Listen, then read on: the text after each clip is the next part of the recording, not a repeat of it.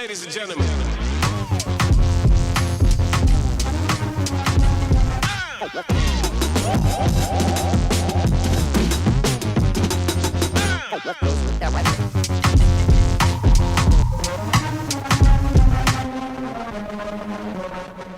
What's in the box? Not until you give me the What's in gun. the fucking box? What's in the ending? No, seriously. Of all the 90s films with big twists, only one ends like a moral sledgehammer to the soul. David Fincher's Seven is a cinematic definition of it's not the monster, it's the design. Let's crack open the box metaphorically and see why this film still crawls under our skin 30 years later. What is up, Chocolatiers? I am Mr. Chocolate, and this is the Pixel and Popcorn Show. The show where we break down movies down to the bones, theme, craft, and the feelings that you're not ready to admit out loud. If you're new here, hit that subscribe button, drop a like, and tell me your favorite 90s film in the comments. Spoiler warnings from here on out because this one demands that we talk about the ending. Before we even meet our killer, Seven suffocates us. It's always raining, always dim, and the city has no name because it's every city.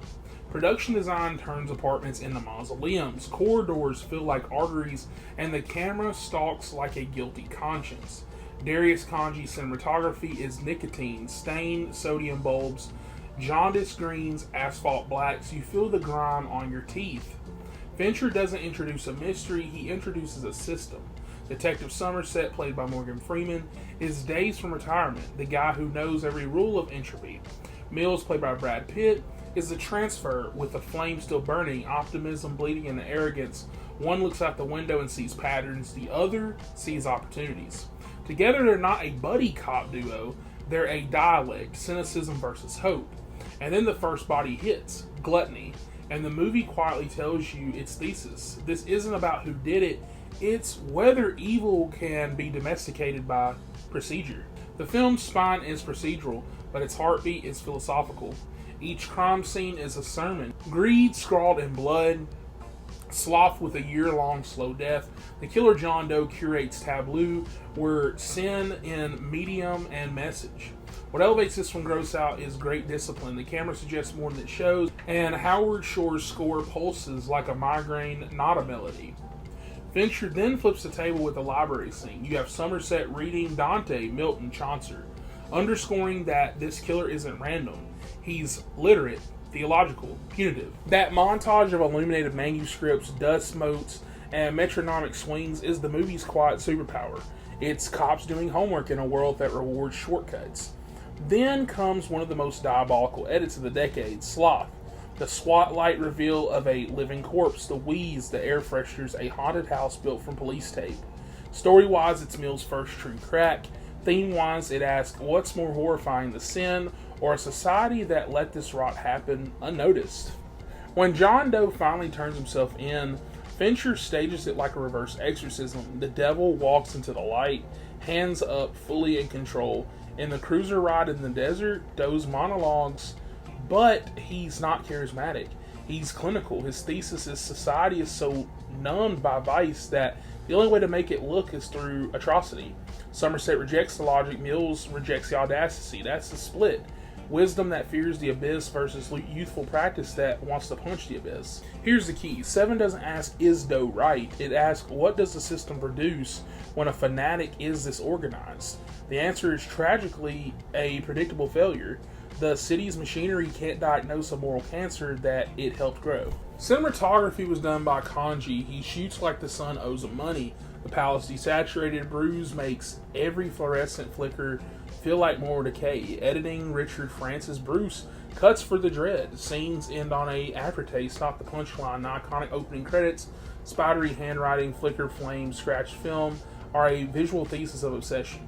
The sound is done by Howard Shore. His score is less themed than rash, irritating in the exact right way. Industrial groans, far off sirens. The city's instrumental, and it plays in minor keys. The production design is from the grease sweat to the diner to the bleakness of Mills' apartment. And Tracy's lamp is the warmest light in the film, and that's definitely not random. We see Somerset, played by Morgan Freeman. The detective is a monk. He ties his tie with ritual precision. because ritual is how you survive chaos. His arc is movement from disengagement to fragile responsibility.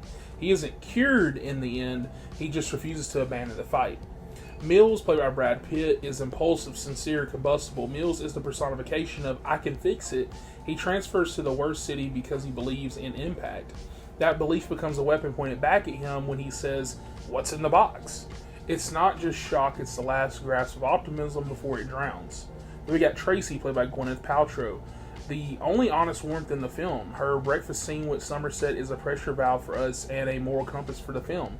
She's the film's one unambiguous good, and that matters when we talk about the ending, because then we go into John Doe, who's not a mastermind because he's smart, a mastermind because he's patient.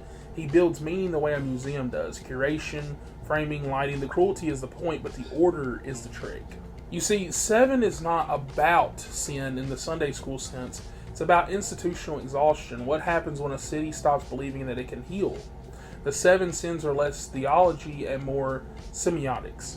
Giant neon arrows at appetites the city monetizes and ignores. The question isn't, is the world evil? The question is, can decency survive without illusions? Fincher's answer is complicated because the film's heroism is small. Reading in a library, bringing a metronome, caring enough to keep looking. Somerset's final decision to stay is microscopic hope. In a movie that bleak, microscopic hope is a rebellion. Now we got some scenes that haunt the dinner confession with Tracy and Somerset, where she says, "I hate this city." It's tender, awkward, devastating, and Fincher cuts the noise so that way we can hear people again. Sloth reveal is a jump scare that's earned. It's not a cat in a vent fake out. It's the wages of neglect. We got the chase in the rain, one of my favorite chases in cinema history, where Mills versus the unknown. The killer spares them because the design requires it. Then we've got the box, the desert, bleached light, no escape. Mills' decision completes Doe's symphony, and that is where the horror lies. And I feel like the ending isn't a twist necessarily, it's a proof. Doe has constructed a machine where every person is a gear. Tracy must be innocence. Mills must be wrath. The cops must be too late. The desert must be empty.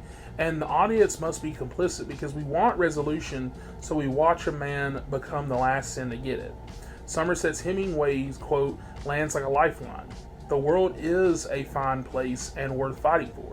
He believes the second part, he can't endorse the first. That split is where most of us live. We are Somerset at the window.